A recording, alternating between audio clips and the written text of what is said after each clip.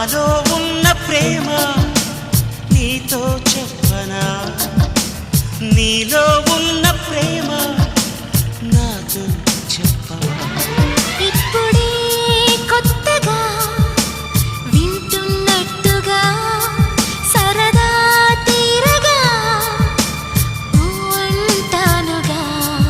మనని చూడగా ఎవరు లేరుగా, మనసే పాడగా అడ్డే లేదుగా.